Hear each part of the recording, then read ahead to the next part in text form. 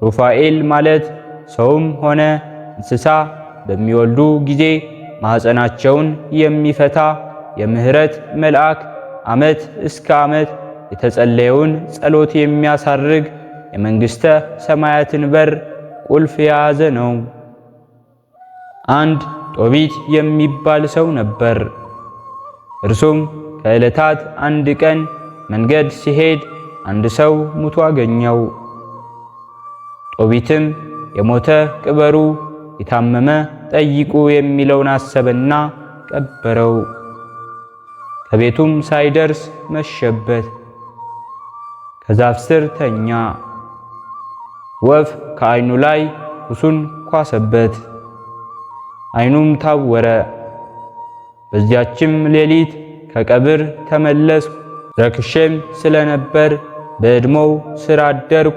ዓይኖቼ ግን ተገልጠው ነበር። በዕድሞው ላይም ወፎች እንዳሉ አላወቅኩም። ፊቴም ተገልጦ ሳለ እነዚያ ወፎች በዓይኔ ላይ የሚያቃጥል ኩስ ጣሉብኝ። ዓይኔም ብልዝ ወጣብኝ። እኔም ወደ ባለ መድኃኒት ሄድኩ፣ ነገር ግን የጠቀመኝ የለም እንዳለ መጽሐፈ ጦብያ ምዕራፍ 2 ከቁጥር 3 እስከ 9። ለጦቢትም ከደግነቱ የተነሳ እግዚአብሔር መልአኩ ቅዱስ ሩፋኤልን ይረዳው ዘንድ አዘዘው። ሩፋኤልም እንደ አሽከር ሆኖ ለጦቢት 30 ዓመት ሲረዳው ኑሯል። ሁለተኛም ወለተ ራጉኤል የምትባል አንዲት ሴት ነበረች። እርሷንም ጋኔን ከላዩ አድሮ ባል ስታገባ እየገደለ እርሱ ባል ሆኖ በጊዜው ስታገባ ይገልባት ነበር። ወለተ ራጉኤልም መልአኩ ቅዱስ ሩፋኤል ሆይ ይህ ባሎችን የሚገልብኝ ነገር እባክህ አጥፋልኝ ብላ ለመነችው። ሩፋኤልም አንተ መንፈስ ርኩስ ውጣ ብሎ አወገዘው።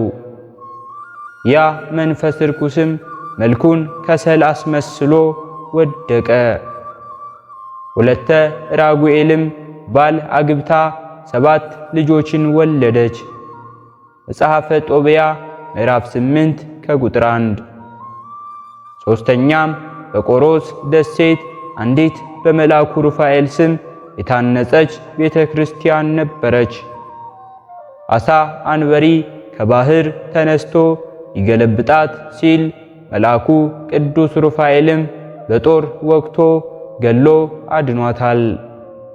ጸሎቱ፣ በረከቱ፣ አማላጅነቱ ከሁላችን ጋር ትሁን። በ13 ቀን ጸጋ ኢየሱስ የተባለው ኢትዮጵያዊ ታላቅ ጻድቅ ዘርአ ብሩክ ያረፈበት ቀን ነው። ታሪኩም እንዲህ ነው። አባቱ ደመ ክርስቶስ፣ እናቱ ማርያም ሞገሳ ይባላሉ። ሁለቱም ሰዎች በሃይማኖታቸው የጸኑ ለጸሎት የተወሰኑ ደጎች ነበሩ። በፈቃደ እግዚአብሔር ይህን ጻድቅ ዘርአ ብሩክን ነሐሴ 27 ቀን ወለዱት። በሥርዓተ ሃይማኖትም ማሳደጉት። የቤተ ክርስቲያንን መንፈሳዊ ትምህርት አስተማሩት። የዚህን ዓለም ኑሮ በመናቅ ብሕትናውን መረጠ። ከዲቁና እስከ ምንኩስና ሥልጣነ ክህነት ተሰጠው። ከዕለታት በአንዲት ጥምቀትም 7 ቀን በሥላሴ ስም ከተሰራች ቤተ መቅደስ በጸሎተ ዕጣን ሲያገለግል 3 የሚያበሩ ወርቆች አገኘና ዋጣቸው። ልቡ በመንፈስ ቅዱስ ተዋጀ። ሥላሴ በወርቅ አምሳል ተገለጡለት። ከዚህ በኋላ ከዛሬ ጀምሮ ስምህ ጸጋ ኢየሱስ ይሁን ብለው ሰየሙት። እርሱም ሰገደና ተባረከ። ፊቱም እንደ ፀሐይ አበራ።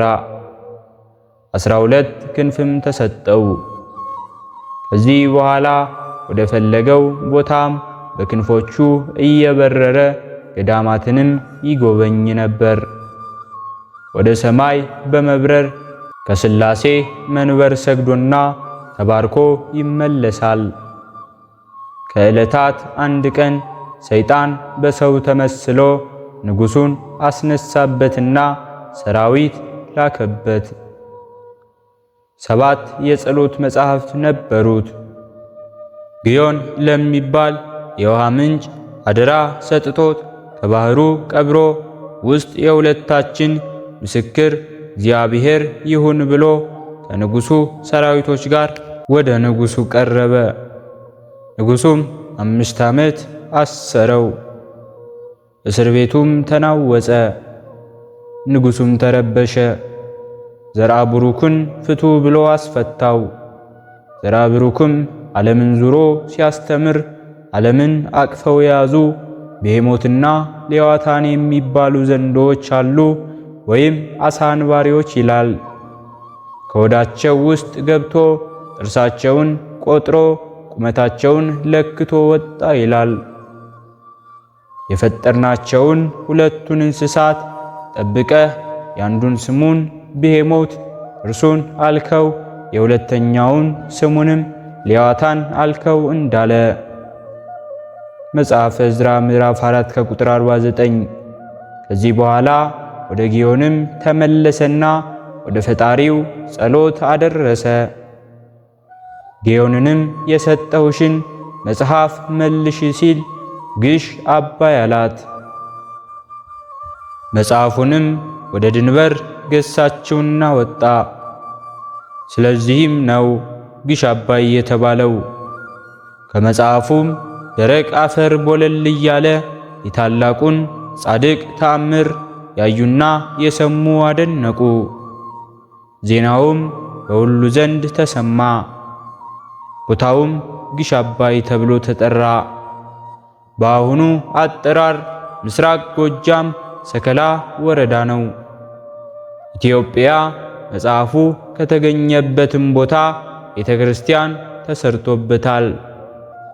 መጽሐፉ የተገኘበት ጸበል ሆኖ ዛሬ ሕሙማን ይፈውሳል። ከዚህ በኋላ ዕለተ ሞቱ ደረሰና እግዚአብሔር የምሕረት ቃል ኪዳን ሊሰጠው ከአእላፍ መላእክት ጋር ወረደና ወዳጄ ዘርአ ብሩክ ሆይ ደስ ይበልህ፣ ከዚህ ከአላፊው ዓለም የምታርፍበት ደርሷልና። ወዳጄ ሆይ በዚህ ዓለም ረሃብ ቸነፈር ቢሆን በአንተ ስም የታመኑት ከማንኛውም ችግር እሰውራቸዋለሁ። ዓለም ሁሉ በጸሎትህ ይድናል። ፈጽመው ቢበድሉ ኃጢአታቸውን እደመስሳለሁ። ነፍሳቸውን ከቅዱሳን ሰማዕታት ጋር በገነት አኖራቸዋለሁ። 400 አህዮች የሚጭኑትን በእህል ፍሬ ቁጥር ልክ በምድር ባሉ ኃጥአን የምሕረት አስራት እሰጥሃለሁ ብሎ ዳግመኛ ቃል ኪዳን ሰጠውና የእረፍት ጊዜው ሲደርስ መልአከ ሞት ወደ እርሱ መቅረብ ተሳነውና ወደ ኋላው ተመለሰ። ታላቁ ጻድቅ ዘርአ ብሩክም በነገሩ ተገርሞ ፈገግ አለና ታጥቦ ተገንዞ መልአከ ሞትን ጠርቶ ከትንሽ ጊዜ በኋላ በተወለደ በ482 ዓመቱ ጥር 13 ቀን ነፍሱ ከሥጋው ተለይቶ አረፈ። ጸሎቱ፣ በረከቱ፣ አማላጅነቱ ከሁላችን ጋር ይሁን። ሕሊናችን በማሰባሰብ አባታችን ሆይ እንበል።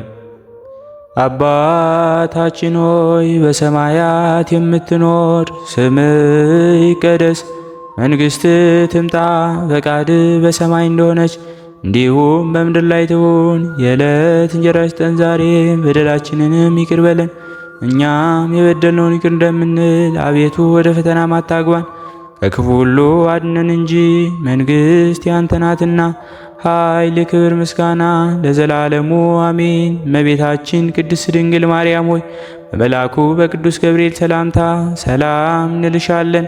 በሐሳብሽ ድንግል ነሽ፣ በሥጋሽም ድንግል ነሽ። አሸናፊ እግዚአብሔር እናት ሆይ ሰላምታ ላንቺ ይገባሻል። ከሴቶች ሁሉ ተለይተሽ አንቺ የተባረክሽ ነሽ፣ የማኅፀንሽን ፍሬ የተባረከ ነው። ጸጋን የተመላሽ ቅድስት ሆይ ደስ ይበልሽ፣ ልዑል እግዚአብሔር ካንቺ ጋር ነውና ከተወደደው ልጅሽ ከጌታችን ከመድኃኒታችን ከኢየሱስ ክርስቶስ ዘንድ ይቅርታውንና ምሕረቱን ለምኝልን ኃጢአታችንንም ያሰርይልን ዘንድ ለዘላለሙ አሜን።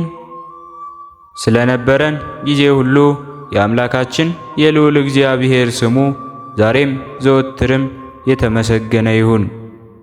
አነሳስቶ ላስጀመረን አስጀምሮ ላስፈጸመን ለልዑል እግዚአብሔር ምስጋና ይሁን። ከዚህ በላይ እንድንሰራ አገልግሎቱ በሰፊው ይሰጥ ዘንድ በሀገር ውስጥም በሀገር ውጭም ያላችሁ ይህንን መንፈሳዊ ቻናል ላይክ፣ ሰብስክራይብ፣ ሼር በማድረግ ድጋፋችሁን ታሳዩን ዘንድ በትህትና እንጠይቃለን። ያላችሁን ሐሳብ አስተያየት በኮሜንታችን ስር ላይ አስቀምጡልን። ወስብሐት ለእግዚአብሔር ወለወላዲቱ ድንግል ወለመስቀሉ ክቡር። ይቆየን።